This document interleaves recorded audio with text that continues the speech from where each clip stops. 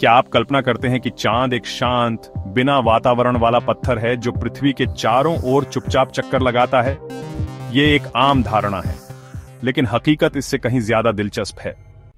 चांद के पास भले ही बहुत कमजोर एक पतली वातावरण की परत है, लेकिन कैसे? वैज्ञानिक सालों से इस रहस्यमय वातावरण के स्रोत के बारे में सोचते रहे हैं।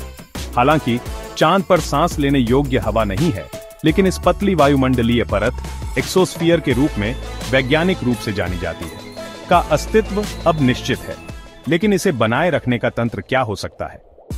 हालिया शोध से पता चला है कि चांद का वायुमंडल निरंतर नवीनीकृत हो रहा है और इसके पीछे एक दिलचस्प कारण है उल्कापिंड। लेकिन एक उल्कापिंड वायुमंडल की संरचना में कैसे योगदान दे सकता है?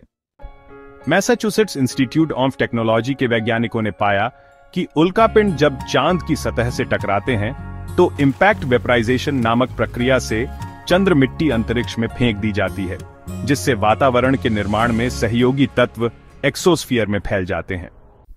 यानी हर उल्कापिंड टकराने से चांद के वायुमंडल को एक नई सांस मिलती है ना रोचक? चांद लगभग 4.5 अरब साल पुराना है और इस दौरान उस पर असंख्य उल्कापिंड गिरे हैं। ये छोटे छोटे प्रभाव इसकी पतली वातावरण को बनाए रखते हैं। तो और कौन इस प्रक्रिया में योगदान दे सकता है? सौर वायु। सूरज से आने वाले उच्च ऊर्जा वाले चार्ज कण चांद की सतह से टकराते हैं, परमाणुओं को ऊर्जा देते हैं और उन्हें वायुमंडल का हिस्सा बना देते हैं। शोधकर्ताओं का मानना है कि उल्कापिंड और सौर वायु दोनों इस वातावरण के निर्माण में प्रभावी हैं। हालांकि हालिया डेटा से पता चलता है कि मुख्य भूमिका उल्कापिंडों की है। इसे बेहतर समझने के लिए वैज्ञानिकों ने नासा के अपोलो मिशनों के दौरान चांद से लाई गई मिट्टी के नमूनों की जांच की। उन्होंने उन नमूनों, केवल 100 मिलीग्राम वजन वाले, में पोटेशियम और रुबिडियम जैसे तत्वों के अलग अलग समस्थानिकों का विश्लेषण किया।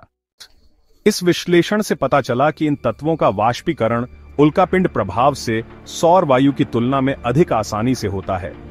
इस तरह यह सिद्ध हुआ कि चांद का पतला वायुमंडल मुख्य रूप से उल्कापिंडों के कारण है।